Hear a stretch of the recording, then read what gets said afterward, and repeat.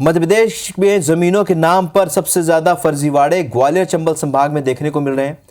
ग्वालियर में माफी की 1200 करोड़ रुपए की जमीनों को बंदरबाट पकड़ने वाले संभागीय माफी अधिकारी का तबादला कर दूसरे अधिकारी को पदस्थ कर दिया गया है।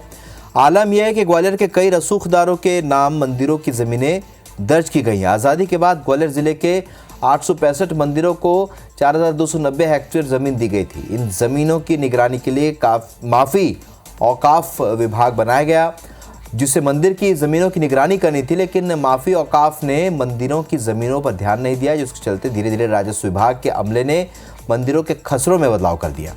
60 से 70 के दशक में जो ज़मीनें मंदिरों के नाम पर थी वो निजी हाथों में चली गई।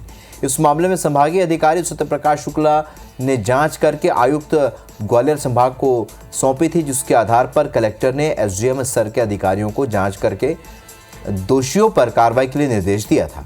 लेकिन जांच की धीमी चाल इस ओर इशारा कर रही है कि जांच के दायरे में आए बड़े नामों को बचाने की कोशिश की जा रही है।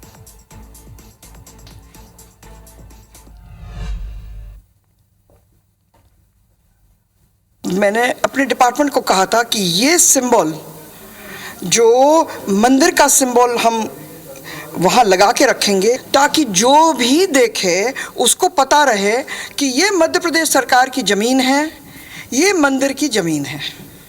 इस पे आप हाथ नहीं लगा सकते, न कब्जा कर सकते हैं। अब ये भी तय कर रहे हैं कि जो भी इसमें अधिकारी कर्मचारी अगर किसी मेलाफाइड इंटेंशन से काम किए हैं तो उनके खिलाफ हम कड़ी कार्रवाई करें, आवश्यक हो तो उसमें एफआईआर भी हम दर्ज कराएंगे। चल रही है और मेरा मानना है कि जांच पूरी होने के बाद जो सामने आएगा उसके हिसाब से करोड़ों रुपए की जो ज़मीन है वो मुक्त होगी और जनता के काम आएगी, ऐसा मुझे पूरा भरोसा है। शासन मुस्तैद है और कार्रवाई जारी है। और भूमाफियों ने और सब प्रशासन ने, मंत्रियों ने बैठ के इस मंदिर की पूरी ज़मीन का बंदरबाट कर लिया है, उसको कब्जा कर लिया है, उसको प्लॉटिंग हो रही है और मंदिरों की ज़मीन को खोद-बोद करने का काम कर रहे हैं। इसलिए शासन कोई इस तरह पर कार्रवाई नहीं कर रहा है।